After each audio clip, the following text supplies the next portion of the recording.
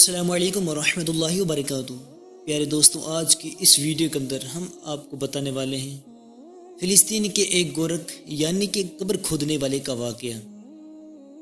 نم آنکھوں سے اس قبر کھودنے والے نے بتایا ہے۔ جی ہاں دوستو، فلسطین یعنی گورکھن کا کہنا ہے کہ غازہ پٹی پر اس میں شہید ہونے والوں کی شہیدوں کی قبر پر جو کچھ ہوا وہ اپنی آنکھوں سے دیکھا۔ اس کو دیکھ کر اپنے آنسو نہیں روک پایا۔ اس نے اپنی جاگتی آنکھوں سے غازہ کے قبرستان کے وہ منظر دیکھا کہ جسے دیکھ کر اس کی ہوش اڑ گئے۔ اور یہی نہیں دوستوں، اس پورے واقعے کو سن کر یقیناً آپ بھی حیران رہ جائیں گے۔ اسی لیے یہ ویڈیو آپ سبھی کے لیے بہت ہی خاص ہے۔ آپ اسے آخر تک ضرور دیکھیں۔ آپ اسے لائک کریں یا نہ کریں، چینل کو سبسکرائب کریں یا نہ کریں، لیکن اس ویڈیو کو آپ آخر تک ضرور دیکھیں۔ دوستو، سب سے پہلے ہم آپ کو بتاتے ہیں، آج جو واقعہ ہم آپ کو بتانے والے ہیں وہ من گھڑت کہانی یا کوئی قصہ نہیں ہے، بلکہ ایک سچا واقعہ ہے جو کہ فلسطین کے گورکھ نے اپنی آنکھوں سے آنسو لیے بتاتا ہے کہ وہ غازہ پٹی پر ایک فلسطین کی قبر کھودنے کا کام کرتا تھا، یعنی کہ وہ قبر تیار کیا کرتا تھا۔ وہ جس قبرستان میں کام کرتا تھا وہ قبرستان فلسطین سے پوری بھر چکا تھا۔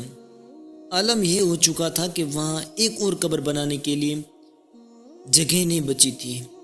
اسی لیے فلسطینیوں کو پرانی قبر کھول کر ان کے اندر دفن کیا گیا۔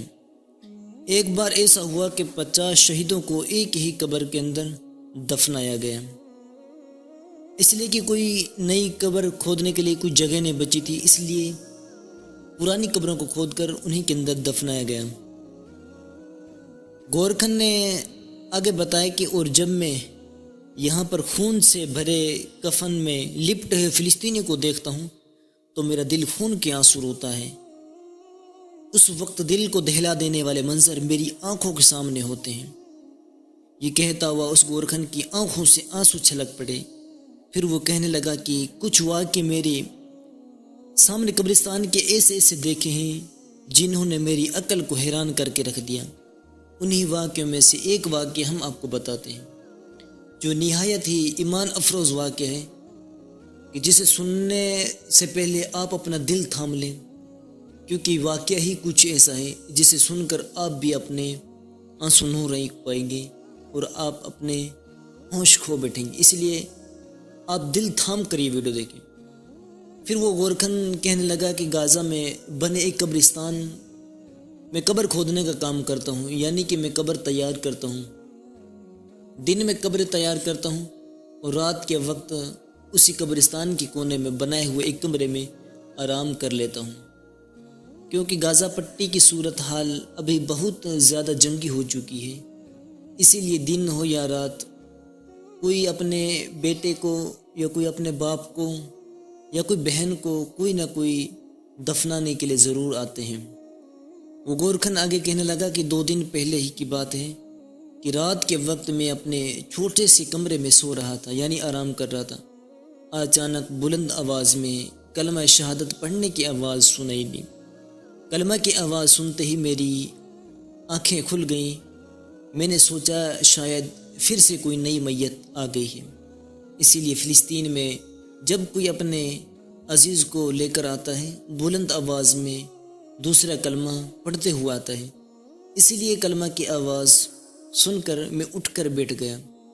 مجھے بے حد غم ہوتا تھا کہ جب میں فلسطینی بچوں کو یا عورتوں کو یا مردوں کے لیے قبر کھودتا تھا، فلسطینیوں کو برے طریقے سے شہید کیا ہوتا تھا، ان کے کفن پر خون لت پت ہوتا تھا۔ یہ سب دیکھنا انسان کے لیے کوئی عام بات نہیں ہوتی تھی۔ خیر، جب میں کلمہ کی آواز سنی تو میں 4 پائے سے اٹھ گیا اور باہر نکلا تو دیکھا کہ قبرستان کا مین دروازہ تو بند ہے اور سنسان پڑا ہوا ہے۔ یہ دیکھ کر مجھے حیرت ہوئی اور میں سوچنے لگا قبرستان کا دروازہ تو خالی ہے، اس کا مطلب ہے کوئی اور نئی میت نہیں آئی ہے۔ پھر سے وہ کلمہ شہادت کون پڑھ رہا ہے؟ جب یہ کمرے سے باہر نکلا تو کلمہ کی آواز آنا بھی بند ہو گئی۔ پھر وہ جا کر اپنے کمرے میں واپس سو گیا۔ پھر واپس کلمہ کی آواز آنے لگی۔ آواز سن کر وہ واپس اٹھ کر بیٹھ گیا۔ مجھے ایسا لگ رہا ہے کہ بہت سارے لوگ ایک ساتھ کلمہ پڑھ رہے ہوں، اور اتنی خوبصورت اور پیاری آواز تھی کہ میری روح بھی خوش ہو گئی۔ پھر دوبارہ جیسے ہی اپنے کمرے سے باہر نکلا تو مجھے ایسا لگا کہ قبرستان میں اسی جگہ، اسی ایریا کے اندر آواز آ رہی ہے، اسی جگہ سے آواز آ رہی ہے۔ غازہ پٹی میں شہید ہوئے 50 شہیدوں کو ایک ساتھ ایک ہی قبر میں دفن کیا گیا تھا۔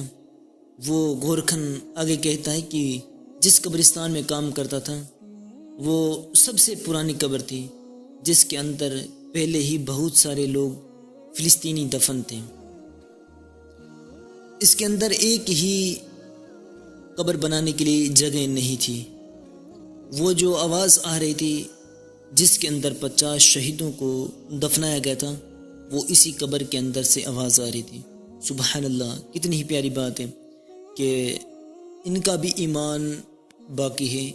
اللہ والے ہوتے نا، ان کو کوئی نہ کوئی معجزات، کوئی نہ کوئی کرامتیں ضرور ظاہر ہوتی ہیں۔ اللہ تبارک و تعالی ہم سب کو علم کی دولت سے مالا مال عطا فرمائے، وہ دین مصطفیٰ پر چلتے ہوئے میں زندگی گزارنے کی توفیق عطا فرمائے۔ السلام علیکم ورحمۃ اللہ وبرکاتہ۔